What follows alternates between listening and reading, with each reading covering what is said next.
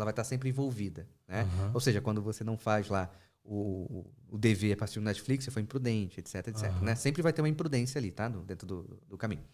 Então, ali nós temos um exemplo de intemperança.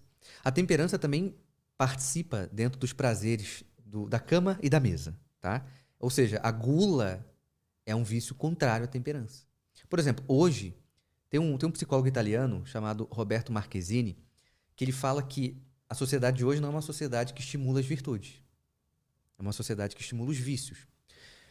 E a gente vê isso bem claro, né? Por exemplo, se a gente pensa na intemperança dentro dos prazeres da cama, por mais que hoje nós não tenhamos na TV os programas hipersexualizados que tivemos nos anos 80, 90 e 2000, a vida ainda é conduzida de uma forma hipersexualizada.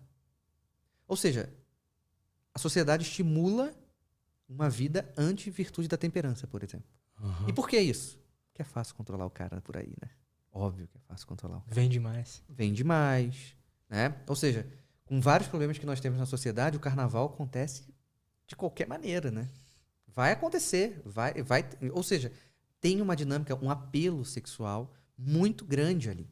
E o cara vai vivendo dessa forma. Ou seja, o cara coloca como a parte mais alta dele a parte da sexualidade. O cara, enfim, a pessoa, né? Ele vive a partir disso.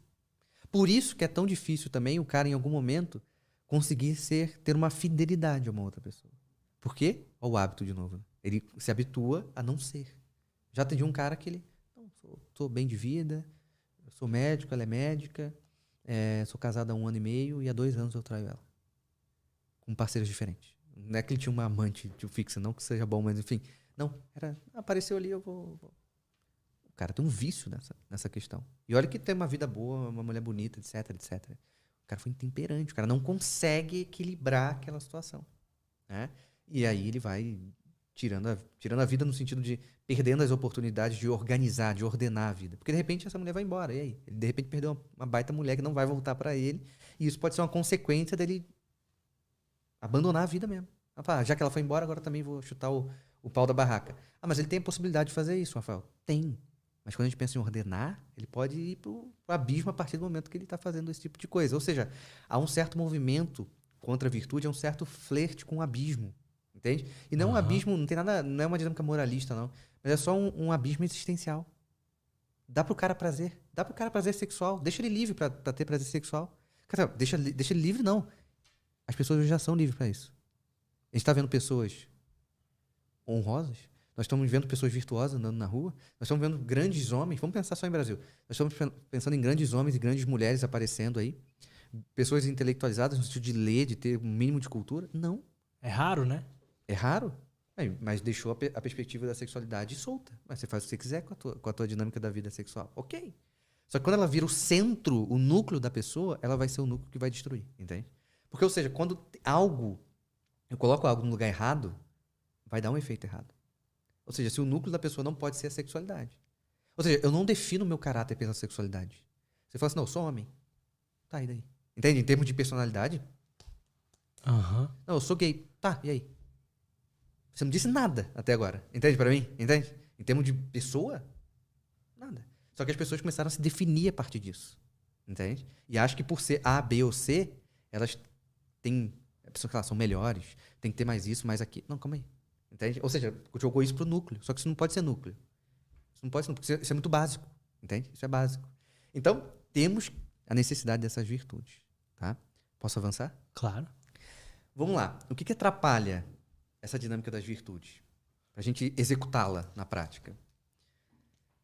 Quando nós somos vencidos por uma paixão. Agora vamos lá. O que é paixão, né? Eu vou dar um termo, a definição de Santo Tomás, e depois eu vou explicar a definição dele. Paixão para Santo Tomás é um movimento do nosso apetite sensitivo. É uma definição bonita, né? Dá para falar na mesa do bar ali. Ó. Mas ninguém vai entender direito. O que é isso?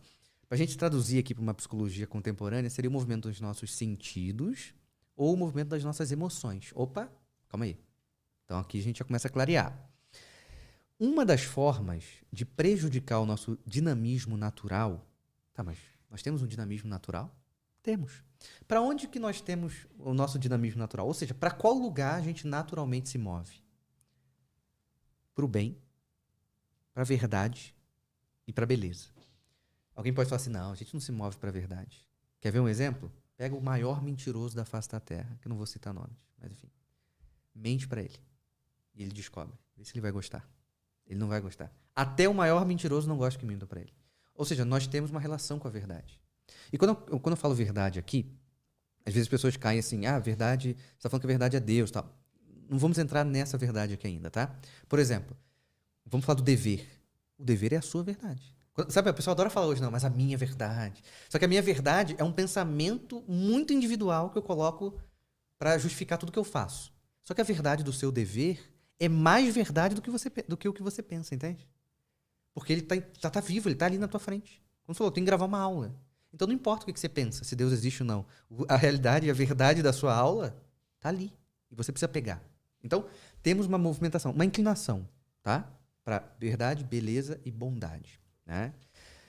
Só que tem algo que atrapalha esse movimento, que é justamente as paixões.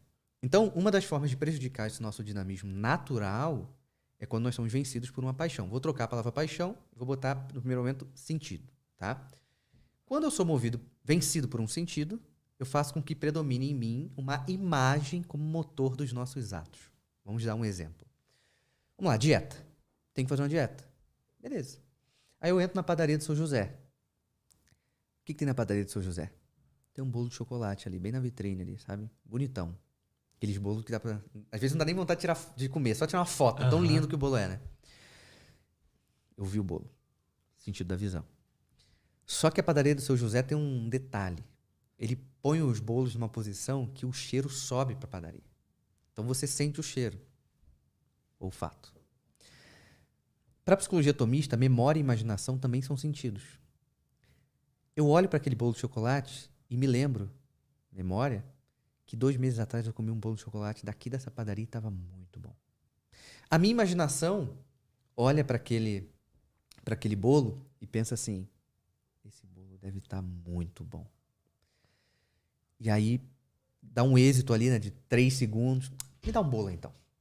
Aí eu pego o bolo, tato, como o bolo, paladar. Ou seja, praticamente todos os sentidos foram ativados numa quebra de dieta. Só que por que eu tô dando o exemplo da dieta? Porque meia hora depois a pessoa tá assim, putz, cara, quebrei a dieta, não deveria ter comido esse bolo, pô, tava 2 meses sem quebrar, tava seguindo bem. Ou seja, vem em algum grau um tipo de culpa ali, né? E por que vem essa culpa? Porque quem decidiu não comer o bolo não foi o meu olho, não foi meu nariz, não foi minha boca, não foi meu tato, não foi minha imaginação, não foi minha memória. Daqui a pouco eu vou falar quem que decidiu. Mas, ou seja, alguém decidiu e aqueles sentidos foram estimulados de alguma maneira, certo? E aí, eu fui vencido. Lembra que eu falei? Vira imagem. Né? Eu sou vencido por uma imagem que vira motor dos meus atos. Nesse exemplo da dieta, quem foi a imagem? O bolo. E por que virou motor dos meus atos? Porque a partir de eu ser vencido pela imagem do bolo, todo o meu ser se movimentou em direção àquela imagem que me venceu. Então, eu peguei o bolo, comi, mas não deveria ter comido. Certo? Você percebe que eu não estou falando dentro de uma pegada filosófica, eu estou sendo bem prático, né? Porque é um ponto interessante quando a gente fala de psicologia tomista, pra gente não cair... Não é um problema, mas às vezes as pessoas acham que é só uma filosofia, que não seria um problema ser só uma filosofia. Mas vamos lá, vamos falar a mesma frase e vamos trocar sentido por emoções. Então, uma das formas de prejudicar o nosso dinamismo natural, que vai em direção ao bem, à verdade e à beleza, é quando nós somos vencidos por uma emoção. Aí fica muito mais fácil. Quantas vezes deixamos de fazer o que deveria, fomos vencidos pelo medo, pela raiva. Tem até aquela frase, nossa, eu fiquei cego de raiva. É isso, a raiva, a emoção veio e dominou. A tristeza, enfim, há várias emoções que dominam a pessoa. Que também vai virar uma imagem, por exemplo, a raiva, né? Eu tô com raiva daquele cara. Aquele cara, então, é a imagem da minha emoção. E se eu sou vencido, eu vou fazer algum mal com aquele cara que gera em mim aquela raiva. Certo? Então, eu sou vencido. E por que é um problema? Porque quem tem que me governar não tem que ser minha parte emocional. Por que não? Porque a parte emocional, ela vem e vai. Certo? Se você assistir um filme emocionante hoje, você vai chorar, amanhã você tá rindo. Ou melhor, amanhã não. Meia hora depois você tá rindo. Pra quem gosta de futebol, o time tá lá, tá torcendo pro seu time perde 7-1. Meia hora depois, 1 hora depois, você tá normal de novo. Mas na hora ali você tem uma emoção. Então, se eu me defino por uma emoção, eu vou ser uma espécie de metamorfose ambulante. E nós não somos uma metamorfose ambulante, apesar de ter algo que vai mudar, Senão a gente não sentiria culpa, né? Não sentiria mal por ser dominado por uma emoção. A gente é algo que não quer ser dominado por as emoções, né? Exatamente, porque tem uma consequência ruim, muitas das vezes, né? Então, quando eu falo que a gente não pode ser uma metamorfose ambulante, não somos. É só você pegar uma foto sua quando criança. Pega uma foto sua com 2 anos. Você é diferente com 2 anos. Mas quando você olha aquela foto, você se reconhece ali. Você não tá olhando e fala assim, não sei quem é não. Se você fosse uma metamorfose ambulante, você não ia se reconhecer dentro da sua própria história. Não, porque hoje eu sou uma pessoa completamente diferente. Né? Eu até tava falando no carro, vindo pra cá daquela série, não sei se você assistiu, Ruptura. Não. Né? Mas eu ouvi dizer que é boa. É boa, boa, boa.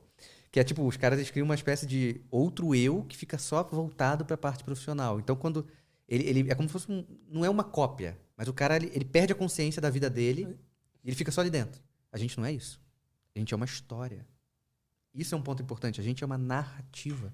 É muito mais saudável a gente olhar nós mesmos como um livro que vai sendo escrito, que está sendo escrito, em algum momento vai parar, do que necessariamente ver como uma metamorfose ambulante. Porque vai chegar uma hora que eu vou olhar, não me reconheço ali. Não, mas calma aí, claro que a gente se reconhece. Né? A gente tem memórias da infância. Né? A gente olha uma foto, a gente tem isso. Então, pode falar, pode falar. Esses dias eu vi uma foto minha madrasta me mandou, eu pequenininho, acho que eu devia ter uns 8 anos. Eu vi aquela foto e me emocionei porque eu falei, cara, aquele menino ali não entendia nada, sabe? Ele não tinha... Ainda não teve contato com algumas coisas ruins que existem no mundo, sabe? Uhum. Aí eu fiquei emocionado, caralho. Que menino bonitinho, sabe? Que era. E é você. E sou eu. Entende? Mas fica tão, entre aspas, distante aquilo, né? Eu olhar como uma história, né? O que aquele menino foi até se tornar. É, o início da história, exatamente. Então é muito melhor ver a partir de uma história. Né? Porque as primeiras páginas estão ali, o fulaninho, tal. Depois teve esses problemas aqui e tudo mais. Então, beleza. Essas emoções, elas não são um problema em si. Ou seja, a dinâmica não é eliminar as emoções. Uma vez uma pessoa me mandou uma pergunta assim, como que eu faço para não ter emoções? Ela falou. Aí eu entendi a pergunta do cara, né? Mas eu falei, vou brincar com ele. Ele mandou no direct assim. Eu falei, eu conheço 2 caras que não têm emoção. Ele falou, sério? 2 só? Eu falei, só 2. Não, me passa livro dele pra eu ler, como é que é, né? Aí eu falei, um é o Jason. Que Jason é esse? Eu falei, da sexta-feira, sabe? Da sexta-feira. Esse aí, zerado. Esse aí não tem nenhuma emoção. E o outro era o Fred Krueger. O cara nem conhecia o Fred Krueger. Eu me senti velhão nessa hora, sabe? Mas tudo bem. Mas o que eu quis levar pra ele é o seguinte, cara, não é uma dinâmica de não ter emoções. Nós temos que ter emoções.